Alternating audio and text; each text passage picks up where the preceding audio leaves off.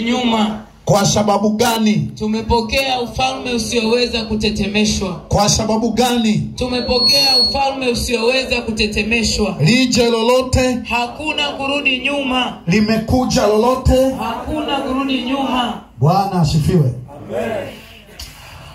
Taomba nimsindikize binti yangu kwa wimbo, lakini sitaimba huo niliyomtaja moja kwa moja. Kama atapata nafasi kule Bushanga, naomba kama mna wimbo wa nyimbo kama 2, lakini yamenikuta mashaka sawasawa na wewe.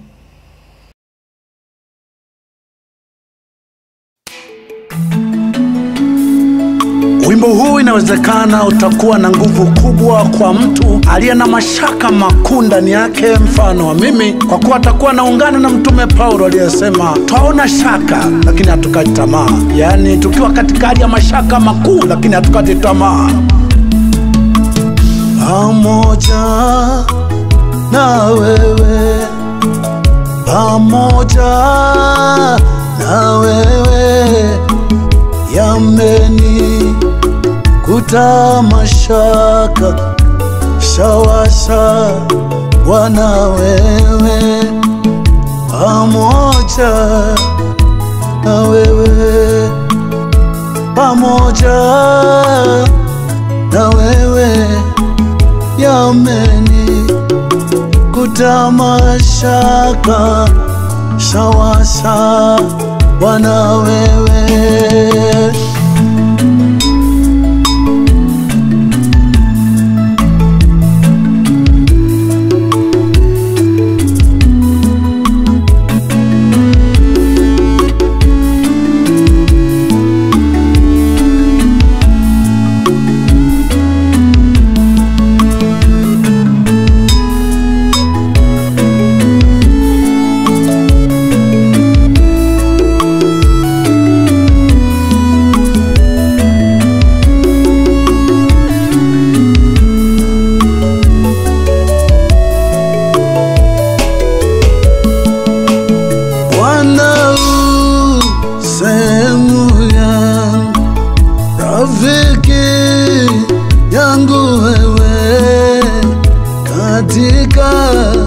Safari yangu nitatembea na wewe, Bwana sehemu yangu, rafiki yangu wewe, katika safari yangu nitatembea na wewe, pamoja na wewe, pamoja na wewe, katika safari yangu nitatembea na wewe, pamoja na wewe, pamoja na wewe, katika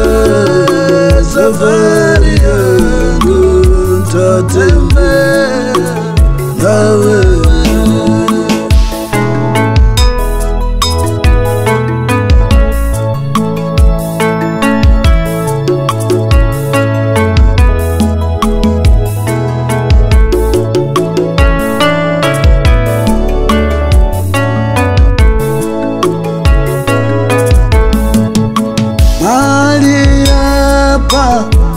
Sikutaka ili ni heshimiwe, yameni kuta mashaka sawa na wewe, mahali hapa sikutaka ili ni heshimiwe, yameni kuta mashaka sawa na wewe, pamoja na wewe, pamoja na wewe, yameni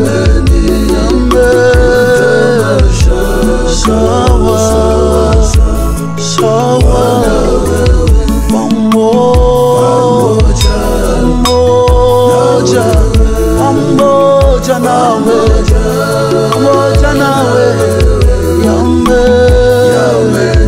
Yahweh, sawa sawa. Pamoja na hayo, sisi ni wale tunaoendelea mbele tukiwa tumekata tamaa. Yani kama hujawahi kutana na mtu amekata tamaa lakini anaendelea mbele, basi sisi ni hao. Kinywa na mwili vinaonyesha kushindwa, lakini matendo yanaonyesha kuendelea mbele. Yani sisi ni wale ambao tunalia lakini tunaendelea mbele. Tuna mashaka makuu, tuna maumivu makuu, lakini tunaendelea mbele.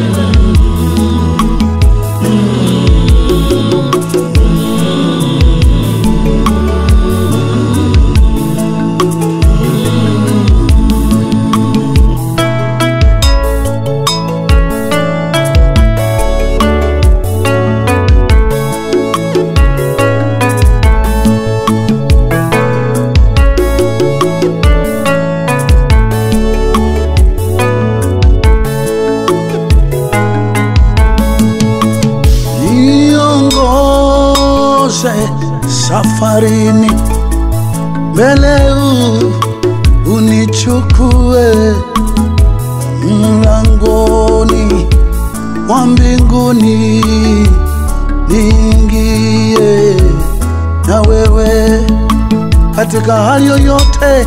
Niongoze safarini mbele, unichukue mlango ni mwa mbinguni, niingie na wewe, pamoja na wewe, pamoja na wewe, mlangoni mwa mbinguni, niingie na wewe, pamoja na wewe, pamoja na wewe, mlangoni mwa mbinguni, niingie na wewe, mlangoni mwa mbinguni, niingie na wewe, mlangoni mwa mbinguni, niingie na wewe, mlangoni mwa mbinguni, niingie na wewe, pamoja na haya, pamoja na haya, pamoja na haya, katika hali yoyote, katika hali yoyote, ingie nawe, pamoja na haya, pamoja na haya, pamoja na haya, pamoja na haya, katika hali yoyote, katika hali zozote, pamoja na haya, ingie nawe, mlangoni, mlangoni, mlangoni, mlangoni,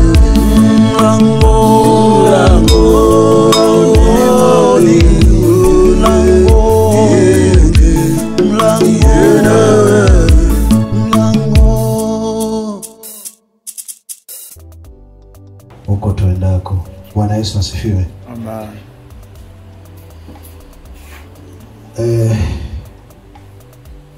Inawezekana kuna vitu vitapungua, vingine tutaenda kuvikamilisha uko mbele tutakapokwenda. Baadhi ya historia, mambo ambayo ungependa kuyafahamu kuhusiana na sifa, mengi utaendelea kuyasikia kwa huku mbele tunakokwenda. Lakini nataka nimwage binti yangu nikiwa najua alipo ananisikiliza, nikiwa najua ananifahamu. Nikiwa najua alitegemea chochote kinachoweza kumpata baba yake naweza nikawaje. Mtatuia radhi sana wengi mliosikia. Kwa sehemu kubwa ni kama tumejitanguliza sana, ama wametutanguliza sana walioongea kuhusiana na sifa. Wametangulia sana mimi na mke wangu, na tumeonekana ni kama sisi ndio wazazi wa sifa. Hii ni kwa sababu mbili. Sababu ya kwanza, wazazi wa sifa wenyewe kwa mioyo yao na kwa uelewa wao mara kadhaa waliwahi kututamkia kwamba sifa sisi tumewapa ni mtoto wenu kabisa.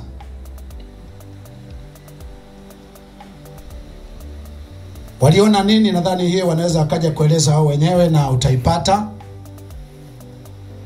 Lakini jambo la pili, sisi ndo tumeishi na sifa akiwa mtu mzima. Sijajua, lakini naona tumeishi naye wakati amejitambua zaidi. Kwa hiyo miaka hii tulioishi naye huku mwishoni, sifa alijaribu wakati mtoto wangu wokovu yuko hai, na baada ya mtoto wangu kutokuwa hai, sifa alijaribu kujiingiza kwenye nasaba. Alijaribu kujiingiza kwenye namna ambayo ilikuwa inafiti awe mtoto sawa na mtoto niliyekuwa naye, na badala ya mtoto niliyekuwa naye. Sijajua utakapoenda pengine Bushangalo. Nasikitika sana kulitaja hii jina Bushangalo. Nitamani ningelitaja tukiwa pamoja. Pengine utakapoenda kule Bushangalo, Karagwe, pengine ndipo wataenda kusema sana habari za mama yake na baba yake. Lakini katika maeneo mengi mpaka watu wengi wanasema Mbarikiwa si tulijua ni mtu wa Mbeya, kumbe wewe ni mtu wa Karagwe. Pamoja na kutambulisha sifa mwanangu katika Kristo, lakini kwa sehemu kubwa watu wamebaki sifa alikuwa ni mtoto wangu niliyemzaa. Mungu wetu asifiwe. Sasa sifa ananifahamu. Bila shaka kuna watu wakishasikia limetokea kama hili, utegemea waone Mbarikiwa atafanya nini, Mbarikiwa atasema nini. Yoyote uliyetumwa, uliyejituma, ama unayejisikia kuweka kumbukumbu hii, fungua simu yako na wala usijifiche. Usikie nitakachosema. Hiki ninachosema ni taa, ni nuru, ni mwanga. Sikionei haya kukisema popote alipo yeyote. Hata kama kuna mtu umetumwa, basi mpigie simu aliyekutuma, mwambie yote atakayosema hapa yako live kwenye mtandao. Atayasikiliza na sifichi lolote, kwa sababu haya nitakayoyasema hapa yanamhusu yoyote aliye kwenye cheo chochote. Yanamhusu mwanadamu wa aina yoyote. Yanaweza kuwa faida kuliko cheo alichonacho, yanaweza kuwa faida kuliko ajira alionayo, yanaweza kuwa faida kuliko pesa yoyote alionayo. Kwa hiyo baada ya kukuandaa hivyo, nikwambie usijifiche. Yani hata ukitaka jitambulishe, weka hata kitambulisho, sema nimetumwa na fulani. Haya nitakayoongea hapa hayana madhara yoyote. Haya nitakayoongea hapa ni dawa. Haya nitakayoongea hapa ni nguvu. Haya nitakayoongea hapa ni urithi. Haya nitakayoongea hapa ni maisha ambayo wewe usipoyaishi, mimi nitaishi. Na nikiaishi utakuja kuona maana ya kuyaishi haya niliyoyasema hapa. Kwa hiyo usipange kwa namna yote ukarekodia kwa siri, ukasema atanjua. Hapana, tukujue, uwe wazi, uwe huru. Nisikilize. Na Baba Mungu, nitumie muda mchache sana, kwa sababu pia tutakuwa na wakati wa kuongea huko mbele. Nina mambo kama 3 ambayo Nitafafanua. Kichwa kikuu ni Afrika tusipohangaika na mashetani ambao wazungu wanahangaika nao. Afrika tusipohangaika na aina ya shetani ambayo wazungu wanahangaika naye. Fahamuni ya kwamba Afrika patakuwa mahali, ama Tanzania tusipohangaika na shetani ambaye wazungu wanahangaika naye. Fahamu kwamba Tanzania na Afrika patabaki kwa mahali pa machungu, pa machozi, pa maumivu kwa watu wote, lakini hasa watu wema. Kwa ufupi, kabla sijaingia ndani nikujulishe, sisi tofauti ya shetani aliyeko Afrika na shetani wanahangaika naye wazungu. Shetani wa Afrika huwatafuta watu wema ili awapoteze. Shetani wa wazungu, huwa wazungu wanamtafuta mbaya, kwa sababu kwa wazungu shetani ni mistakes. Shetani ni makosa. Ndio maana wakikukataza wakakwambia hapa tembea 50, wakasema ili usifanye, ukifanya ukawaambia shetani amenipitia, wanasema haina shida, sisi tunakuadhibu wewe utaenda kupatana na shetani aliyekupitia. Wewe utaenda kuelewana na shetani aliyekupitia. Kwa wenyewe wanadili na wewe, alafu akikunyosha wewe, siku nyingine shetani yule akikupitia, unaanza kumwambia kwa walichonifanyia mimi, shetani tangulia mwenyewe. Mimi sitaki kabisa unipitie tena. Kwa wazungu huwa wanahangaika na shetani, mistakes, makosa. Wanapodili na magonjwa, wanapodili na vifo, hatari kama hizi, kwa sehemu kubwa huwa wanaanza kuwatafuta wanadamu wa kawaida. Sio wachawi kama kwetu tulivyodanganywa. Sio wachawi, wanatafuta mwanadamu wa kawaida. Nani alikaa wapi akafikiri kuleta madhara haya? Wanahangaikaga na mwanadamu na wanampata mwanadamu, wanamdhibiti mwanadamu, matatizo kwao yanaondoka. Sifa mwanangu, binti yangu, anaondoka na miaka 28. Lakini China mimi nimewahi kwenda, kuna vijana wako kule zaidi ya miaka 8. Wasema hatujawahi kuona msiba. Sisi hapa Tanzania msiba ni sehemu ya binadamu. Yaani sisi kwetu Mungu wa Afrika hutupenda zaidi kutuchukua wa Afrika. Hutupenda zaidi kutuchukua wa Afrika mapema. Lakini nataka nikwambie, sio Mungu anachukua wa Afrika, ila wa Afrika atujui kuhangaika na aina ya shetani ambaye ndiye anayeharibu maisha ya watu wetu.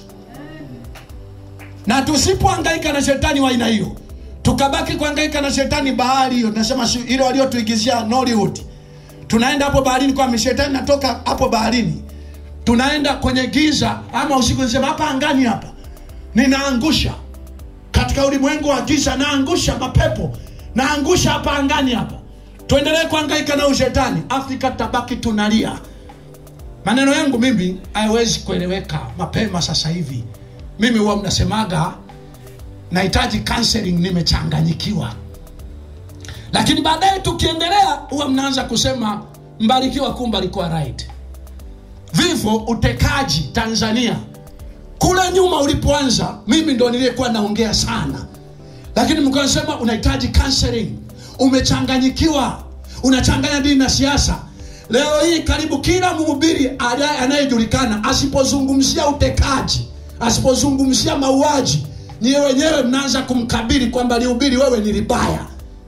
Lakini laiti mungenielewa toka kule nyuma, huenda tungedhibiti shetani huyu hapa alipofika.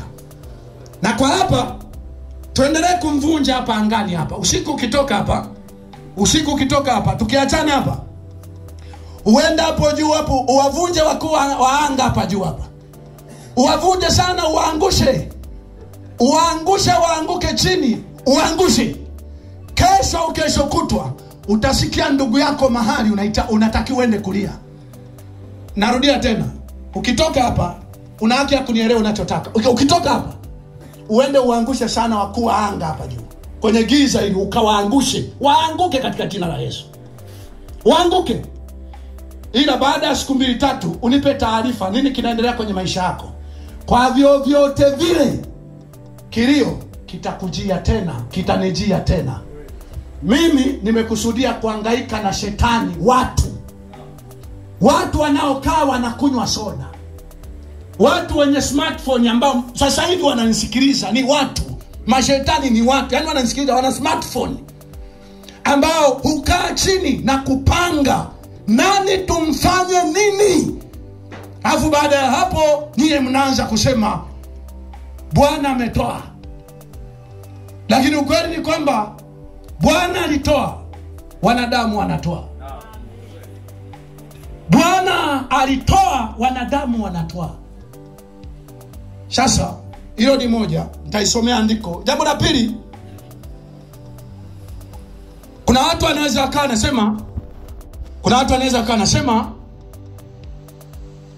Mbarikiwa baada ya kumkuta haya yote mfululizo, sasa atafanya nini? Ataishije? Nitakupa picha kidogo nitakavyoishi hapa. Alafu ushahidi mwingine utaanza, uendelee kunifuatilia. Usifumbe macho, ujitahidi sana. Uwe na data. Unajua naishije. Utaniona ninavyoishi. Mimi ni nuru ya ulimwengu. Matendo yangu ni nuru ya ulimwengu. Sitayaficha kwa sababu kuna mtu utacheka. Sitayaficha kwa sababu kuna mtu hautaelewa. Sitayaficha kwa sababu kuna mtu hautapenda. Nitakuwa wazi. Sitajificha, simkimbii yoyote, simwogopi yoyote, kwa sababu sina ubaya wowote, sina uadui wowote. Mpaka dakika hii pamoja na haya nasema njooni tuzungumze. Pamoja na haya sisemi sijui mimi nalipa kisasi. Mimi siji kulipa kisasi kwenye maisha haya. Kwa yeyote, shetani yoyote aliyepopote, shetani yeyote aliyepopote, Mungu atakuja kunilipia kisasi. Mimi bado wito wangu njooni tuzungumze. Mimi bado wito wangu jamani, njooni tusemezane. Dhambi yako ijapokuwa nyekundu kama bendera, itakuwa nyeupe kama theluji.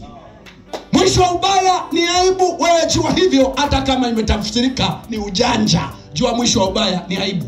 Sasa jambo la pili ni mbarikiwa atakuwa wa aina gani? Usiseme kikosi kazi. Kila mmoja mimi anifuata akiwa amehesabu gharama. Nilianza mwenyewe, nilitoka kwa Mungu mwenyewe. Mimi nijuacho hawezi kuja mtu kwangu isipokuwa amevutwa na baba yangu. Sina uwezo wa kumvuta yeyote niambatane naye.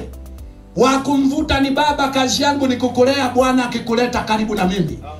Wakati naanza kanisa nilianza kwa kuandika andiko hili, na ndio linaloniongoza mpaka leo. Na ili nikatishe nisome katika Yohana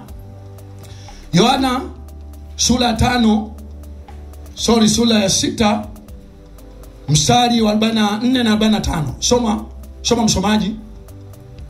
Kitabu cha Yohana mtakatifu sura ya 6 mstari wa 44 anasema, ndio, hakuna mtu awezaye kuja kwangu, ndio, asipovutwa na Baba aliyenipeleka. Nami nitamfufua siku ya mwisho. Kwa nini? Imeandikwa katika manabii, na wote watakuwa wamefundishwa na Mungu. Basi kila alisikiaye na kujifunza kwa Baba huja kwangu. Ishi hapo. Atakayejifunza kwa Baba huja kwangu. Mimi utakayenifuata ni yule uliyejifunza kwa Baba. Njoo. Ukiwepo mimi naendelea. Ukichanganyikiwa mimi naendelea. Sasa hapa sizungumzii kikosi kazi, sizungumzii kanisa. Nazungumzia mimi. Yeyote unayetazamia hivi, mbarikiwa haya yote yakiendelea atakuwaje? Naenda kukujibu hapa kwa sehemu nitakavyokuwa. Naenda kukujibu hapa. Sio hili tu. Moyo wangu sasa hivi uko tayari kwa lolote, kwa chochote. Ninachojua sina uadui na mtu. Sina ugomvi na mtu. Sifundishi watoto wangu kuwa wezi.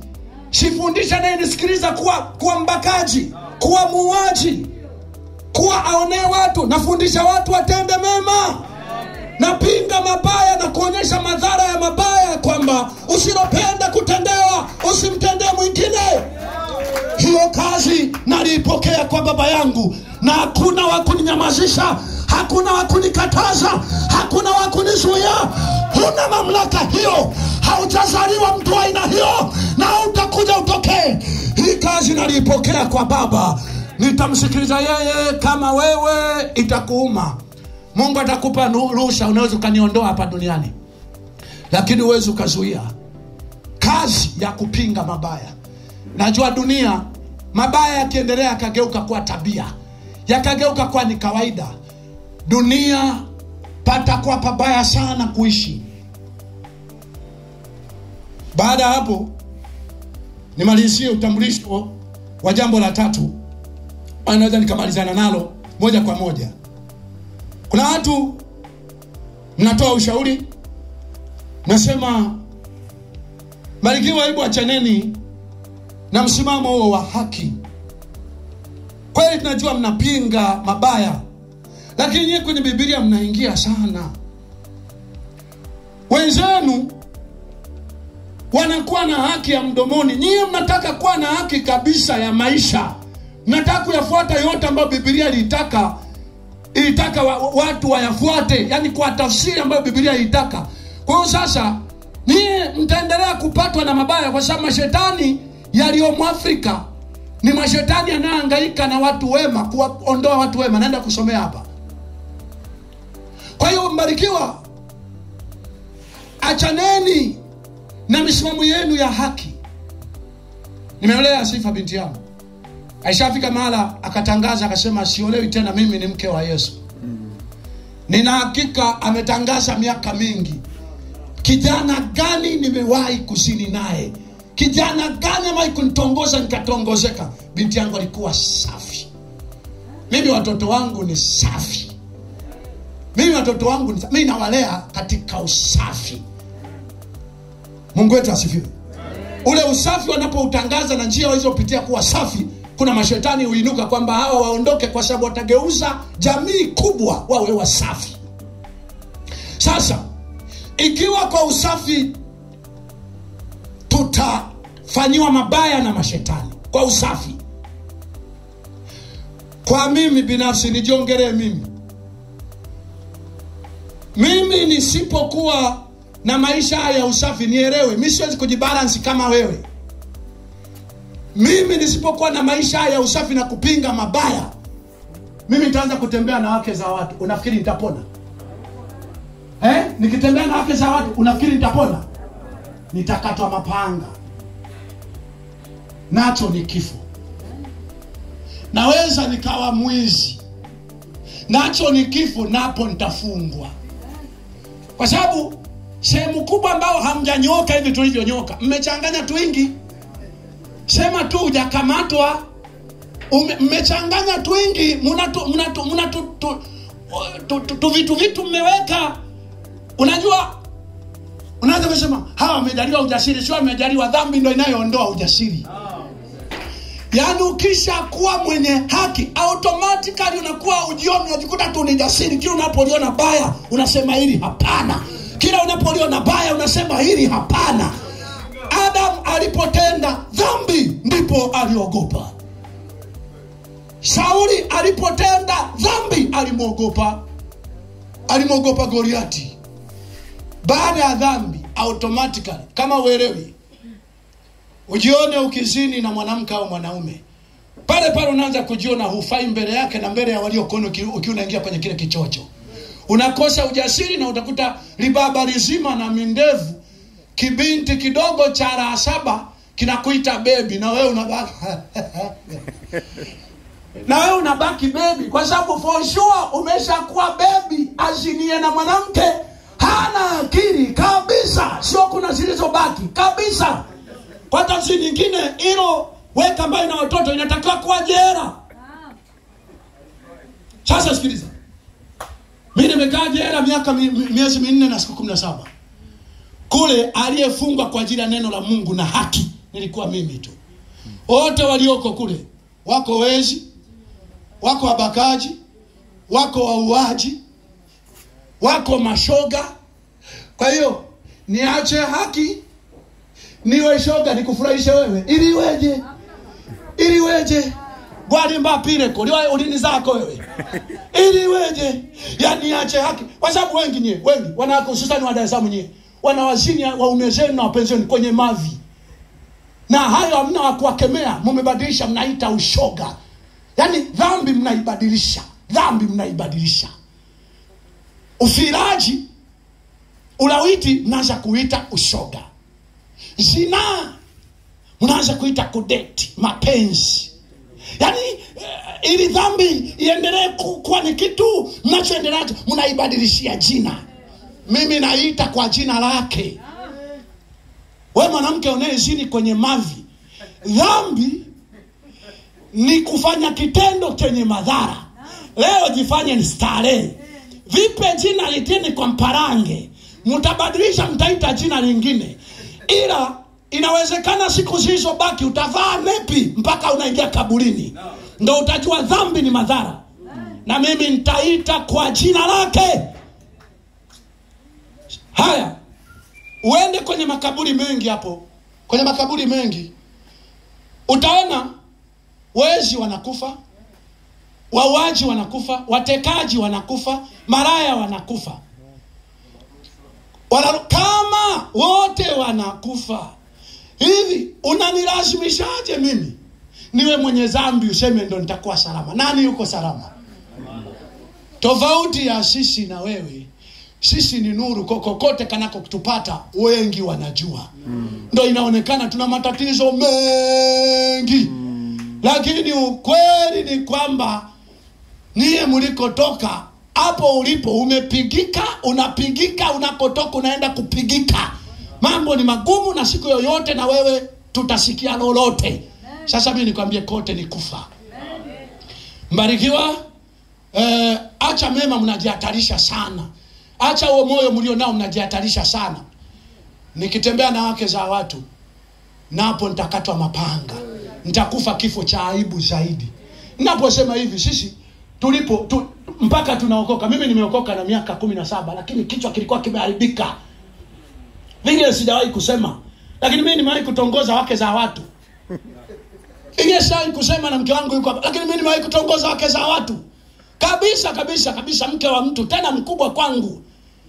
Tulianzaje? Tuko kwenye saluni yake, tukawa nacheza, akaanza kunichezea na nisogelea, ananisogelea, kabisa. Baadaye kijana mwingine akasema, huyu mbona kila mtu anampitia? Mimi pale nikaanza kusema, kwa kweli anatoka kwenye saluni, niko naye pale, nataka kumfikia, kumbe ndo nyumbani kwake, nakuta mume wake anafungua mlango.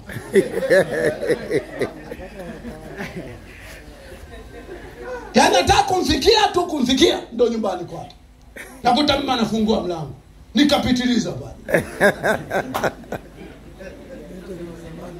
Na sio nataka kumfikiaje? Yaani nataka kumfikia nimkumbatie hivi. Kwa sababu kule tunacheza muziki alinikumbatia, kwa nitani nimkumbatie, nimuonyeshe nimeelewa kile tulichokuwa nafanya. Nataka tu nimkumbatie hivi, nakuta mama anafungua mlango na anasema baby. Nikaacha hivi, nikafanya kama naenda hivi. Ni kama joti, kama anacheza. Ile ndio ikawa inatoka. Asante Mungu, sikuchukua muda mrefu toka pale nikaokoka. Kingefuata nini? Kote ni kufa. Sisi ni wale ambao tusingekuwa huku, tungekuwa tunadokoa. Tulikuwa na marafiki wangetuingiza huko. Tungekuwa tunavuta bangi. Tungekuwa tunaibia watu. Wachungaji wangapi Dar es Salaam hiyo wanawapiga hela, wanatajirika wenyewe, mnafirisika nyewe. Wachungaji wangapi? Sehemu kubwa nyewe mnaidiwa baraka hewa, wenyewe wanapokea za macho kwa macho. Wewe pokea, utaenda kununua gari, utaenda kujenga nyumba, nimeona gari yako, nimeona nyumba yako, nimeona kibali. Lakini yeye anasema, wewe kama nivionage hapa. Wewe unaondoka na mandara kimpaka, umejaza mimaji, umejaza mimafuta. Jamaa anaondoka na mzigo na V8 na mafuta na ulinzi juu na vimulimuli juu. Tungeweza maisha hayo, lakini tunajua mwisho wa ubaya ni aibu. Lakini tunajua kila kitu kina malipo. Nimechagua njia ya msalaba, nimechagua njia ya haki. Majambazi wawili walisulubiwa pamoja na Yesu, lakini na mwenye haki naye alisulubiwa. Majambazi wakikamatwa, wakitekwa, wakipigwa, na mwenye haki nikapigwa. Amesema mtumishi wa Mungu Katunzi, hakuna tatizo lolote. Lakini swala ni umepatwa na hayo, nini kinaendelea kusemwa nyuma yako? Nini kinaendelea kusemwa? Sasa kwa dakika chache nisome maandiko. Afrika tusipohangaika na shetani ambaye wazungu wanahangaika naye, tutegemee Afrika patakuwa nusu jehanamu kama sio jehanamu kamili. Afrika patakuwa ni mahali pa kilio. Utalia leo, utalia kesho, utalia unapofanya biashara, utalia unapolala nyumbani, utalia unapoangalia TV, tutalia. Lakini natamani tuhangaike na shetani ambaye wazungu wanahangaika naye. Twende tusome kitabu cha Zaburi. Tusome Zaburi 37. Soma Zaburi 37. Mstari mmoja pale, mstari wa 32. Kitabu cha Zaburi sura 37 mstari wa 32 anasema, mtu asiye haki humvizia mwenye haki. Nimekuelewa dereva, nichukulie, nipe dakika 10. Nimekuelewa dereva, nipe dakika 10. Asemaje? Mstari wa 32 Zaburi sura ya 37. Ndio. Mtu asiye haki humvizia mwenye haki. Naam. Na kutafuta jinsi ya kumfisha. Mtu mwenye haki umtafuta mwenye haki kutafuta jinsi ya nini? Ya kumfisha. Jinsi ya nini? Ya kumfisha. Ni shetani anamfisha mwenye haki? Hapana. Ni shetani anamfisha mwenye haki? Hapana. Ni mtu asiye nini? Asiye haki. Hutafuta njia ya kufanyaje? Ya kumfisha mwenye haki. Sisi tungetafuta mwarobaini wa vifo vya watu wetu, tungemtafuta mtu anayekaa chini na kutafuta njia za kudhuru watu wengine. Mithali 1:19. Mithali 1:19. Anasemaje?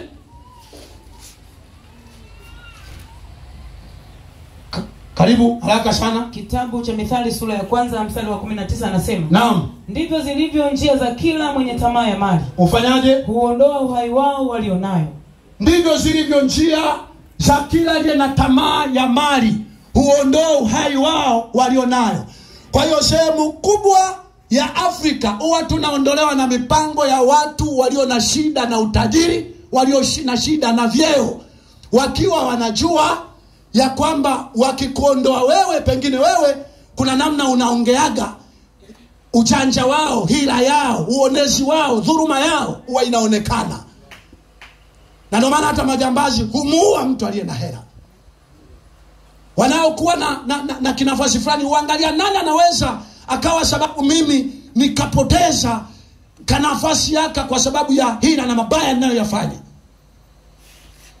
Kwa hiyo nataka nikwambie, shetani ambaye tunatakiwa kuhangaika naye kwa sehemu kubwa ni binadamu hawa. Binadamu hawa ndio ambao hukaa chini na kusema na kutafuta wamfanye nini hasa mtu mwema. Nje na hapo, nielewe usinielewe, Wanyakyusa asema kungumbuka, mutakuja kunikumbuka. Mimi ni kama nimeshazoea kulia. Mimi ni kama sasa hata watu wengine mtaanza kuona kwa kweli kwa Mbarikiwa sasa kulia ni kama sasa ni kawaida. Lakini ningetamani wewe kusikufike, kwa sababu hakuna ukawaida. Kunauma sana. Kunauma sana. Ningetamani kusikufike. Ungejaribu shiriki na mimi, tuhangaike kutafuta vikao vinakaliwa wapi na mashetani wale. Wanawasiliana kwa jambo gani? Wamfanye nani vibaya? Tutafute kawaida, mtuombe kweli kanisani, Mungu atupe akili. Tujifunze kanisani, Mungu atupe maarifa. Alafu tuanze kuangalia kila mmoja anajadili nini. Mungu atusaidie. Mungu ajainue mamlaka na utawala ambao utaanza kuhangaika na kuchunguza ubaya unafanyika wapi. Sio kwa sasa hivi kwa kipande kikubwa tuna watu ambao hutumwa wachunguze wema unafanyika wapi. Mwema yuko wapi? Mungu anaweza akaja kufanya kama wote tutajua shetani ni watu, Mungu ni watu. Shetani ni mipango ya watu, wanakaa chini watu wakiwa wanakunywa bia, wakiwa wanavuta sigara, wakiwa wanavuta bangi, wakiwa wanakunywa pombe. Ni watu wanakaa chini. Hao ndio ambao tungewatafuta huku na kule. Wamekaa wapi? Wanajadili nini? Makanisani wachungaji wangepiga kelele wakisema, enyi mashetani mnaoua watu. Wakimwona yoyote ana nyendo zenye mashaka kanisani, palitakiwa afukuzwe ili watu wote wamuone kwamba huyu ana mwendo wenye mashaka. Ni kwa sababu hiyo wabaya wangeogopa. Ni kwa sababu hiyo wabaya wangepata namna ya kujua kwa hapa sasa tuache tu ubaya. Lakini wewe ukisema cha nini, mwingine anasema akipate lini. Yaani wewe unamfukuza mwizi, muuaji, malaya, mwingine akifika na mtabiria baraka. Pokea nyumba yako, pokea kibali chako, anza kunena kwa lugha, anza kuota ndoto. Ndio maana michawi, miuaji, milevi, mitekaji, miizi, mifisadi inajieneza kama mwerezi wa Lebanoni. Kwa sababu inasema, mbarikiwa ukiwa wa moto ukakemea uaji wetu, ukakemea utekaji wetu, ukakemea uizi wetu. Tutakwenda kwa nabii, atasema pokea kibali, pokea nyumba, pokea nguvu, pokea uzima, ili ukateke na wengine, ili ukaue na wengine, ili ukaone na wengine. Lakini alishivyo Mungu, kila pandacho mwanadamu atakivuna. Leo hii acha kina sisi tuonekane ni wajinga, lakini hatutapotea katika njia hii. Jambo la mwisho, Mungu alipoumba nchi, kwanza alipanga mwenyewe, ngoja niumbe nchi ili pawe pazuri. Mwisho wa siku likatokea giza. Akasema kaumba mbingu na nchi, lakini nchi ikawa ukiwa, tena utupu, na giza likawa limetanda. Kwa taarifa yako, kipindi hicho shetani alikuwa mbinguni. Na kwa sababu limeshakuwa na uasi, shetani lilisema cheki alichowaza Mungu. Ameumba mbingu na nchi, ameumba lidudu linatisha, hapaonekani popote, linatisha. Bila shaka shetani alicheka. Watu wema mara nyingi tunataka kufanya vitu ili lije litokee jambo jema fulani mbele, lakini unakutana na vitu kama hivi. Watu hapo mara nyingi ndugu zake Lucifer na manabii wa siku hizi, huwa mnaanza mbarikiwa na haki yake, Mungu amempiga. Ona sasa mambo yote haya yalivyo. Sasa sijui atafanyaje. Nataka nikuhakikishie, ukitaka kujua mimi nitakuaje, Biblia inasema Mungu akatulia kwenye lile giza. Roho yake ilitulia. Ni kweli penye bahari katikati pale, tena ni usiku, roho ya Mungu ilitulia. Wakati shetani anacheka, limeumba kitu cha kutisha. Limeumba lenyewe, lakini ni cha kutisha. Unajua hata tukiwa na wachungaji makanisani, wanataka au mtu anataka aanzishe kanisa lake pembeni. Cha kwanza anaanza kuangalia vitu vinavyofeli. Anaanza kuangalia vitu vinavyoenda vibaya. Kikienda vibaya tu hapa, oneni mchungaji hana Mungu. Mchungaji hana Mungu. Mchungaji hana Mungu. Alafu anataka na wewe uanze kuhangaika. Kweli sina Mungu. Mimi natulia kama Mungu kwenye kilindi cha maji. Na ukisikia Mungu ametulia siku moja kwa Mungu sawa na miaka 1000. Na miaka 1000 ni kama siku moja. Ukisikia ametulia, huenda ni siku nyingi sana alitulia. Kicheko kiliendelea siku nyingi, lakini alitulia. Yeyote atakayecheka, atakayesema sijui mchungaji itakuwaje, ujue tu jambo moja, nikiwa nalia, nikiwa na pepesuka, nikiwa naumia, jua tu jambo moja, nimetulia. Ujue tu jambo moja, nimefanyaje? Nimetulia penye kilindi cha maji. Inawezekana busara na hekima itanitokea. Nitaona hebu na iwe nchi kavu. Ikiwa nchi kavu, nitaona vema. Hapo baada ya muda nitaanza kusema nchi kavu gani? Jua linapiga, likifika saa 8 inaniunguza. Shetani bado utaanza kucheka. Amesema ameumba bahari na nchi kavu, kaacha mchana na usiku, jua limempiga la saa 8. Siku nzima naona vema, lakini kufika saa 7 nitaona mashaka.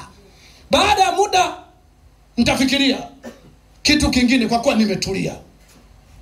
Mungu akasema na itokee mimea. Ilipotokea mimea, kikatokea kivuli.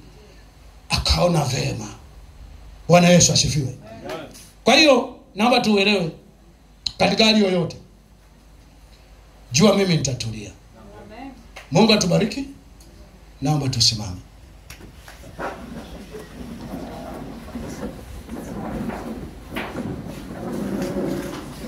Sasa nimalize kwa kuomba radhi ndugu yetu dereva na ndugu zetu ambao kwa sehemu kubwa tunaanza safari leo. Lakini sasa naomba niwaambie tu kwamba mimi sitakuwa na mambo mengi. Baada ya hapa mambo mengine tutaenda kuyafanyia huko tuendako. Baada ya hapa nikishaomba hivi tamkaribisha kiongozi. Nadhani jambo la muhimu tu kabisa ni wale mlio tayari kuaga mwili wa binti yangu, basi mtamwaga na wala hata msimuone haya. Mfunueni tu mwanangu, funueni, nimemuona baba yake. Funueni tu amuone, anayetaka kumuona amuone. Sasa kuna jambo, kwa sababu ratiba zimeenda vibaya, aidha unaweza kufunga chakula utafunga, ama unaweza kula haraka haraka, nenda moja kwa moja, nenda kale hicho chakula. Lakini wakati huo utaratibu wa safari utarudishwa mikononi mwa familia. Nadhani maelezo yoyote ya shukrani kulingana na hali ilivyo sasa, kulingana na muda tulio nao, maelezo yoyote ya shukrani tutaenda kuyapata kule, kwa sababu kipande kikubwa tutakuweko. Bwana Yesu asifiwe. Sasa naomba niombe. Mungu wa rehema, Mungu wa neema, Mungu wa baraka, Mungu wa kweli, Mungu